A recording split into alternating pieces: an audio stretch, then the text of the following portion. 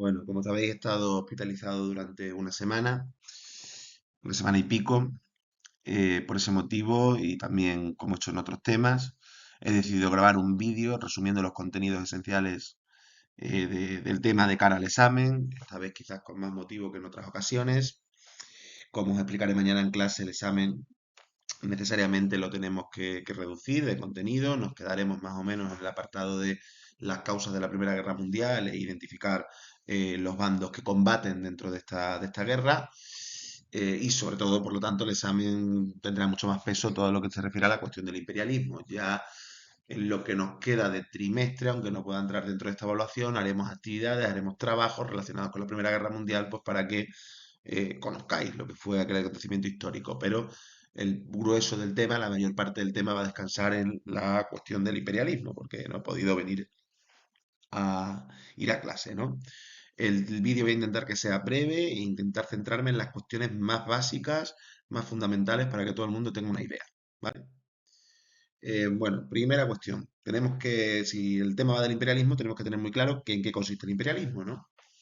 Normalmente el imperialismo lo definimos como un periodo histórico situado entre 1870 y 1914 y caracterizado porque un puñado de grandes potencias, las que les podemos poner nombre, ¿no? Francia, Reino Unido, Estados Unidos, Alemania, se van a repartir el mundo. O sea, van a conquistar o van a someter bien directamente, bien indirectamente, a las masas de África, de Asia y de América Latina, que van a ser las colonias y las semicolonias.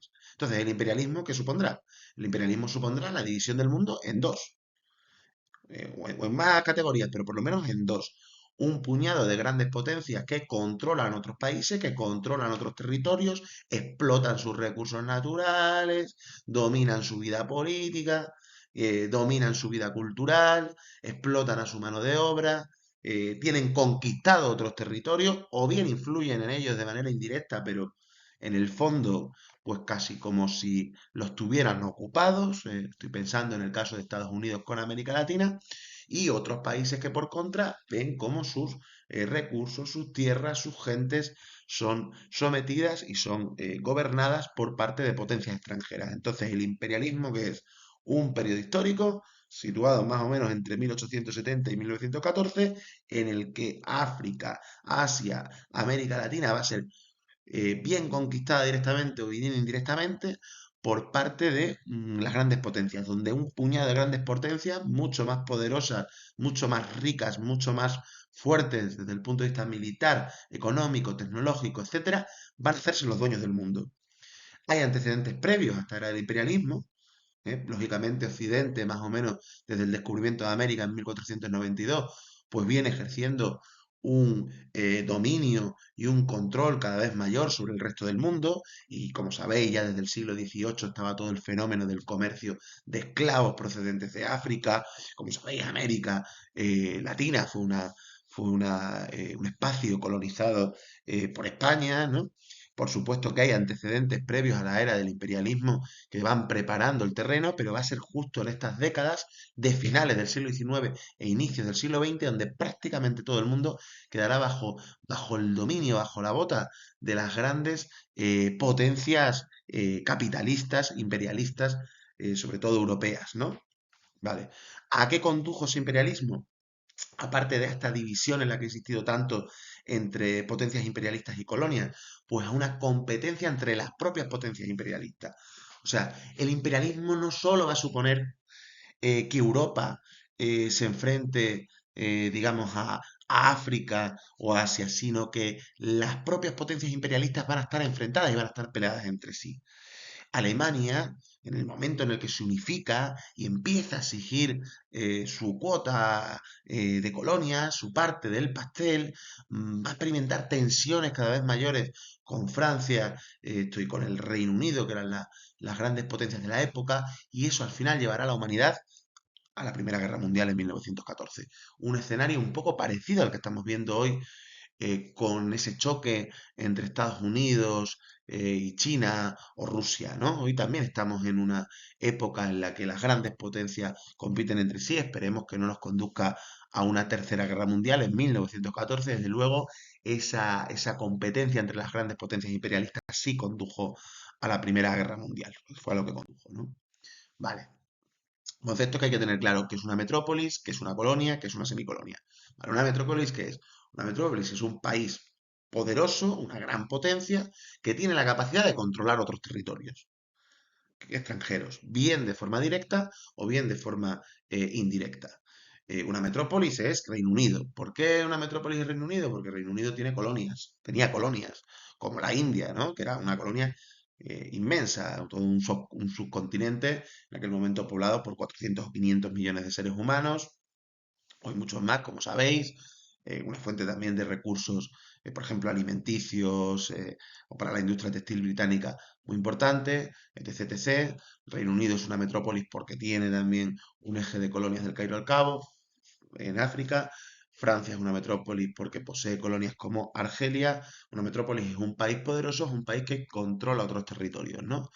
¿Qué es una colonia? Bueno, pues pone ahí en las preguntas que estáis viendo en la diapositiva, un país que no tiene libertad, es decir, no tiene libertad y no es dueño de sí mismo, no tiene un gobierno propio, no tiene unas leyes propias, no tiene unas instituciones propias, sino que está bajo la ocupación directa, la ocupación en algunos casos militar, de una potencia extranjera. ¿Qué fue el continente africano durante esta época? Pues una inmensa colonia, salvo Etiopía, que logrará resistir luego más adelante con el fascismo si será conquistada, salvo Etiopía y alguna otra experiencia marginal que hay por ahí, prácticamente todo el continente africano va a ser repartido a escuadra y cartabón por parte de las grandes potencias imperialistas. Entonces no va a haber en esta época gobiernos propios de los africanos, sino que todo este continente será conquistado, será objeto de conquista por parte de las grandes potencias.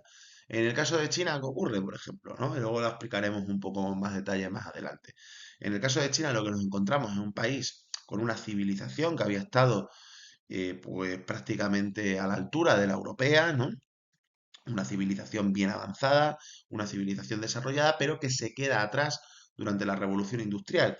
Es verdad que los imperialistas no van a tener la capacidad de conquistar China de la misma manera que África, pero sí se van a aprovechar de ese retraso chino, de ese hecho de que China no se industrialice o no se industrialice tanto como los países europeos y van a empezar a humillarla, ¿no? Van a empezar a intervenir sobre China y a humillarla y a imponerle relaciones cada vez más desiguales o más injustas.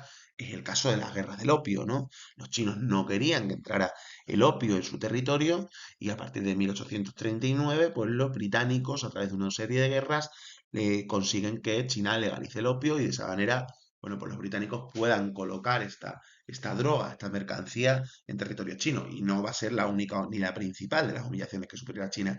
China va a perder trozos de su territorio, como Hong Kong. China en última instancia esto será invadida por parte de Japón, ¿no? Primero Manchuria y luego otras partes de su territorio. China va a sufrir lo que llaman ellos un siglo de las humillaciones, ¿no? Siglo de tratados desiguales, de intervenciones extranjeras, etcétera. De todas formas, China encajaría más bien en el término de semicolonia, porque en ningún momento va a desaparecer un gobierno chino, al menos sobre el papel, cosa que sí ocurrirá en África, ¿no? Lo mismo tenemos con América Latina. América Latina, como sabéis, pues era parte del Imperio Español. El grueso de esas colonias, salvo Cuba y Puerto Rico, ¿no?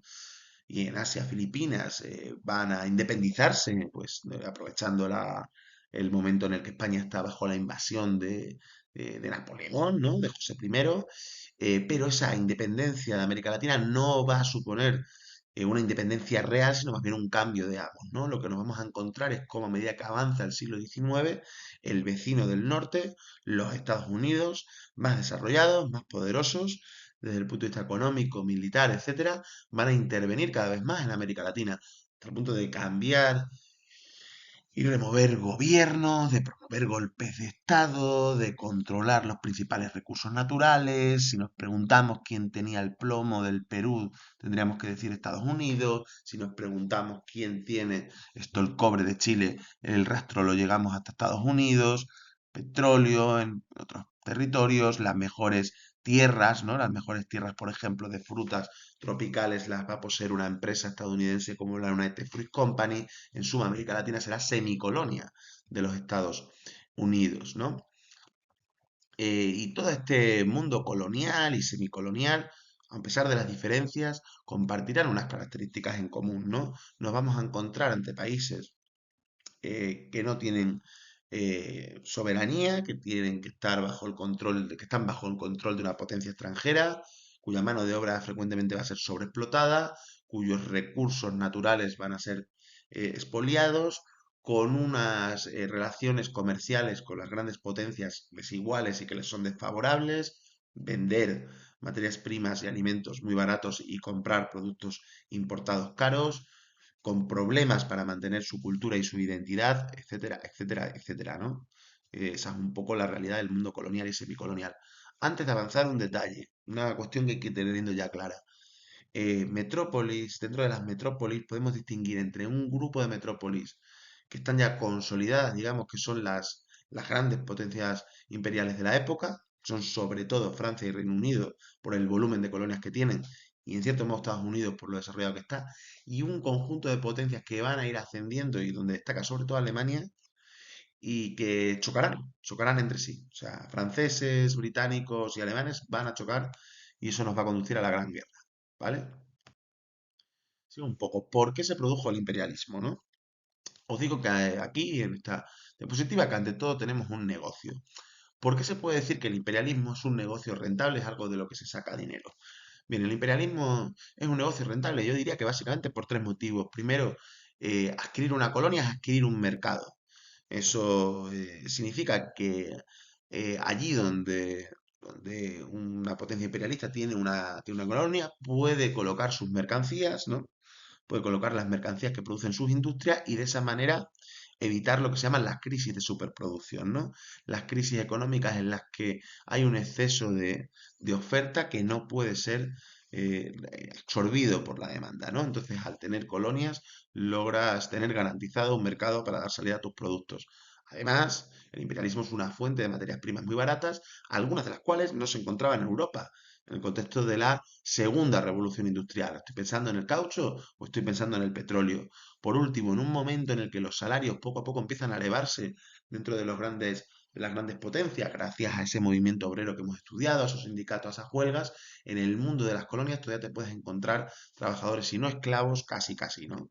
Entonces, es un negocio muy rentable para la burguesía europea occidental, porque le supone un mercado, porque le supone materias primas baratas y porque le supone mano de obra especialmente barata, ¿vale? No obstante, solo con lo económico no puedes justificar por completo el imperialismo. Tú tienes que presentar a esas personas a las que vas a mandar, a esas personas que van a ser colonizadas como inferiores.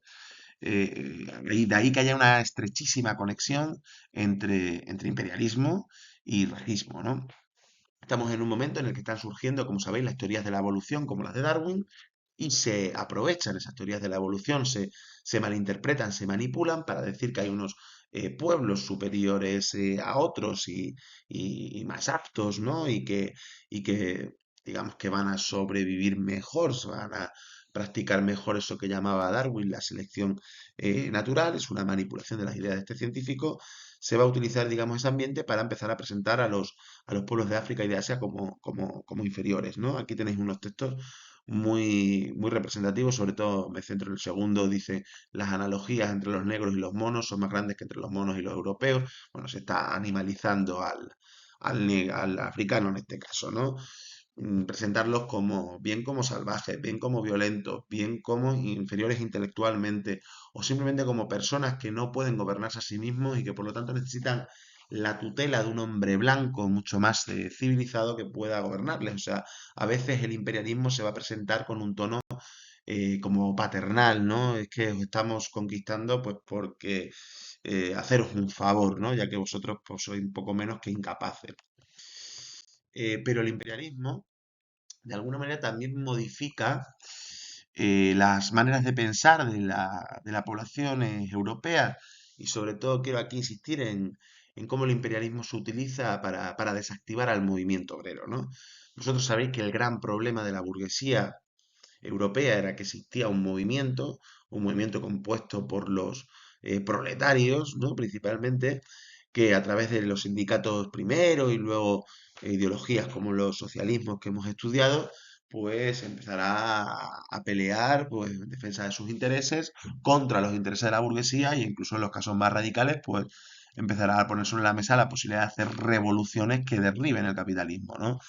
De hecho, ya en París en 1871 se comprobó que este tipo de revoluciones no son fantasía, que ese socialismo no está solo en los libros, sino que podía llevarse a cabo porque los obreros tomaron el París durante 2 meses.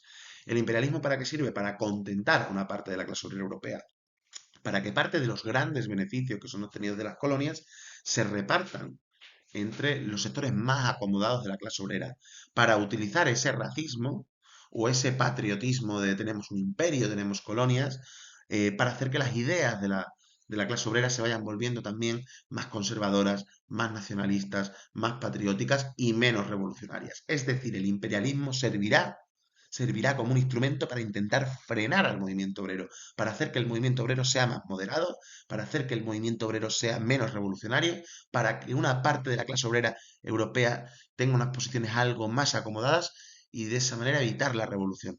Aprietas a África y aprietas a Asia para que tus obreros estén un poco menos apretados, un poco menos explotados y no se rebelen y no hagan la revolución. En cierto modo, esta política va a tener éxito porque en 1914, cuando estalla la Primera Guerra Mundial, la clase obrera europea, lejos de levantarse en armas, lo acabará haciendo, pero en el primer momento, no lejos de levantarse en armas y de hacer la revolución, lo que va es a colaborar con sus respectivos gobiernos. Eso dice mucho de cómo había cambiado la mentalidad de la clase obrera europea. Por lo tanto, en resumen, ¿por qué el imperialismo? ¿Cuáles son las causas del imperialismo? Por un lado, es un negocio rentable en la medida que las colonias suponen un mercado, suponen materias primas y alimentos baratos, suponen mano de obra más barata. Asimismo, el imperialismo se justifica con argumentos y discursos racistas, a veces a los que se les da un barniz científico. Y por último, el imperialismo también es una manera de intentar frenar el movimiento obrero, al movimiento obrero europeo, dándoles algunas de las migajas que se sacan de las colonias, ¿no? Vale, ¿cuáles son las principales potencias imperialistas? Me voy a centrar en las características que pueden caer en el examen. En primer lugar, bueno, la Inglaterra victoriana, sabéis que se llama así por el larguísimo periodo en el que estuvo en el trono la reina Victoria, hasta 1901. Se le puede considerar precisamente hasta inicio del siglo XX como la principal potencia de la época. Sabéis que Inglaterra fue el primer país en industrializarse. Tuvo un imperio colonial extensísimo, ahí está la posesión de la India en Asia, que es la más importante, pero en África también tiene un corredor de colonias que es verdaderamente impresionante, desde Egipto en el norte hasta el Cairo en el Cabo. Eso no quita que este imperio británico, muy bien explotado, del que se sacaban materias primas muy interesantes para las industrias, etcétera, no careciera de problemas. Nosotros sobre todo hemos hablado de dos problemas. Primero, los movimientos que luchan por una sociedad democrática, donde hemos destacado a las sufragistas, estas mujeres que reivindicaron el derecho al voto, como Emily Parkhurst, ¿no? Y que fueron una fuerza importante dentro de la sociedad británica de la época. Y por otro lado, toda la lucha en Irlanda, ¿no? En Irlanda, como sabéis, existía una discriminación, que sí, una persecución a la población local, entre otros motivos, porque los irlandeses van a ser cristianos católicos, mientras que la religión, digamos, oficial del Reino Unido pues, va a ser protestante, ¿no? Y por otras causas. Al final todo ese tipo de opresión hacia los irlandeses, robo de sus tierras comunales, dificultades para poder utilizar su lengua, se materializará en un movimiento independentista que en 16 se alza en armas y en la llamada rebelión de Pascua y acaba obteniendo la independencia de la mitad sur, ¿no? de Inglaterra. Vale, aquí, bueno, aquí hay un pequeño texto sobre Irlanda, lo podéis leer. El caso de la Francia de la Tercera República sería como el segundo país en cuanto a volumen de colonias. En Asia destaca lo que es Indochina, hoy Vietnam, Laos, Camboya, y en África posee sobre todo posesiones en África, digamos, oriental. Ahí está el caso de Argel y del norte de África, el caso de Argelia, que es la colonia más importante, y ecuatorial. Un factor en el que he incidido mucho es que el imperialismo francés, en parte, es un intento por superar el trauma de la Comuna de París. O sea, Francia fue el primer estado europeo en el que una revolución obrera se vislumbró como posible, un momento en el que además Francia estaba en guerra contra Prusia y Francia de hecho va a perder territorios en base a esa guerra y para tomarse la revancha, ¿no? Frente a esa experiencia traumática de la Comuna que acaba con una represión tremenda, 30.000 muertos a manos de la burguesía francesa y también la revancha de haber perdido territorios frente a Alemania, la política de la República Francesa va a ser una política imperialista y dura. Digo insisto en lo de República Francesa porque es el único régimen europeo de la época que tiene, ahora mismo, quitando Suiza, que tiene una república, que tiene sufragio universal masculino, que se presenta con unos ropajes pues más o menos avanzados, democráticos. Sin embargo, esa democracia y esos derechos, lo cierto es que se quedaban pues a las puertas de las colonias, ¿no? O sea, en las colonias, obviamente, en Argelia o en otras posesiones francesas, poco de esto te ibas a encontrar. Vale, en el caso de Estados Unidos, destacar básicamente tres cosas, ¿no? Por un lado, es un país que hereda un problema colonial, como es la existencia de afroamericanos que son descendientes de esclavos, ¿no? Ya vimos en el tema anterior cómo se puso fin a esa esclavitud en la guerra de secesión, ¿no? Eso no va a significar, sin embargo, que después de la guerra, después de que se elimina la esclavitud, la discriminación de los negros, casi como una población colonizada desde dentro, vaya a continuar. O sea, es cierto que ya no van a ser esclavos, pero seguirá habiendo segregación en escuelas, transporte, de todo, falta de derechos civiles, peores condiciones de trabajo, mayores niveles de pobreza, etcétera. Desde el punto de vista ya más estrictamente relacionado con el imperialismo, decir que el imperialismo estadounidense es un poco raro porque más que poseer colonias como tal, lo que van a hacer los Estados Unidos a lo largo del siglo XIX es expandirse hacia el oeste, llegar a las fronteras actuales, las fronteras que tiene hoy en día, hacia el oeste y arrebatándole territorio a México, ¿no? Pero no para crear colonias, sino bueno, para expulsar a la población india que hay en esa zona, ¿no? Expulsarla, asesinarla, variará un poco según los casos. El gran campo de expansión colonial de Estados Unidos va a ser más bien América Latina, pero no va a ser un colonialismo directo. Estados Unidos nunca va a conquistar directamente y se va a anexionar un territorio latinoamericano. La excepción aquí sería Puerto Rico, ¿no? Que sí pasará a formar parte de Estados Unidos. Sino que lo que va a hacer es intentar colocar gobiernos afines a sus intereses, promover golpes de Estado en aquellos momentos en los que parece que surgían o que surgen movimientos contrarios a los intereses estadounidenses y sobre todo dominar su economía, ¿no? Dominar la economía latinoamericana a través del control de los recursos naturales, de la deuda, etcétera, etcétera, etcétera, ¿no? Vale, bueno, esto ya lo veremos en clase. Decir también que junto a esas grandes potencias imperialistas va a haber otras potencias menores. El caso de que acá hay que poner más énfasis es el alemán. ¿Por qué? Porque Alemania una vez se unifica, sobre todo una vez llega como emperador Guillermo II, ¿sabes? Cuando nos vamos acercando al siglo XX, Alemania va a exigir su parte de colonias, ¿no? En un mundo que ya, en cierto modo, había sido repartido por parte de las grandes potencias, ¿no? En la conferencia de Berlín ya logra algunas colonias, logra Togo logra Namibia, logra Camerún, ¿sí? Pero les sabe a poco, van a intentar penetrar en Marruecos, van a intentar influir cada vez más en los Balcanes, y esa ahí pretensión alemana de que le pertenecía, ¿no? Un trozo del pastel mayor, pues seguramente influya mucho, seguramente no, influye mucho sin ninguna duda en el estallido de la Primera Guerra Mundial. El caso del Congo también hay que llamar la atención sobre ello. Sabéis que fue un proyecto personal del rey belga, del Leopoldo II, con ropajes de que aquello iba a ser una colonización humanitaria y suave, y fue todo lo contrario, ¿no? El ejemplo más brutal de colonialismo quizás lo encontremos en el Congo. De 20 millones de personas se pasaron a 10 millones en apenas 30 años, ¿no?